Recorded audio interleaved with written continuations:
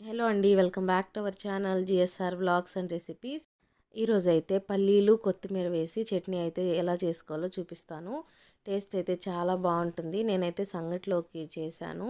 మీరు దోశ, ఇడ్లీ, అన్నము, చపాతీకి ఇట్లా అన్నిటికీ వాడుకోవచ్చు. దీనికోసం అయితే ముందుగా నేను కావాల్సిన ఇంగ్రీడియంట్స్ అన్నిటిని అయితే ఇలా కట్ చేసేసి పక్కన పెట్టేసుకుంటున్నాను. పచ్చిమిర్చి, ఉల్లిపాయలు, వెల్లుల్లి, కొత్తిమీర, టొమాటోలు, చింతపండు, పల్లీలు ఇవన్నిటిని అయితే ఇలా కట్ చేసేసుకొని పక్కన పెట్టేసి పల్లీలను అయితే ఇప్పుడు ఫ్రై చేసుకోవాలి. సిమ్లోనే పెట్టి ఫ్రై చేసుకున్నారంటే త్వరగా మంచిగా వేగుతాయి. ఇలా ఫ్రై చేసి పెట్టుకున్న పల్లీలని ఇలా ప్లేట్లో అయితే వేసేసుకొని కాసేపు చల్లారబెట్టేసుకుందాము. ఇప్పుడైతే అదే ప్యాన్లో కొద్దిగా నూనె యాడ్ చేసుకొని ఒక హాఫ్ స్పూన్ ధనియాలు, హాఫ్ స్పూన్ జీలకర్ర అయితే వేసి ఫ్రై చేసుకుంటున్నాను. అవి కొంచెం ఫ్రై అయిన తర్వాత వెల్లుల్లి, ఉల్లిపాయలు, పచ్చిమిర్చి అయితే వేసుకొని వీటిని కూడా ఫ్రై చేసుకోవాలి.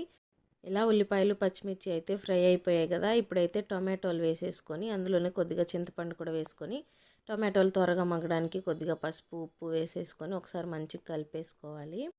ఇలా ఒక 2-3 మినిట్స్ అట్లా మధ్య మధ్యలో కలుపుకుంటూ ఉంటే టొమాటోలు అయితే మంచిగా వేగిపోతాయి. ఇప్పుడు మనం ముందుగా కట్ చేసి పెట్టుకున్న కొత్తిమీరని అయితే వేసేసుకొని ఒకసారి కలిపేసి మూత పెట్టి ఒక 2-3 మినిట్స్ అట్లా ఫ్రై చేసుకుందాం. ఇలాగైతే మనకి టొమాటో, కొత్తిమీర అన్నీ పర్ఫెక్ట్గా అయితే ఉడికిపోయింది. ఇప్పుడు దీన్ని పక్కన పెట్టేసుకొని చల్లారి పెట్టుకోవాలి. ఈలోపు మనమైతే పల్లీలకి పొట్టు తీసేసుకొని అది కూడా రెడీ చేసి పెట్టుకొని ఇప్పుడైతే మిక్సీ జార్లోకి ముందుగా ఫ్రై చేసి పెట్టుకున్న టొమాటో, కొత్తిమీర, పచ్చిమిర్చి ఇవన్నీ వేసేసుకొని ఒకసారి అయితే మిక్సీ పట్టేసుకోవాలి.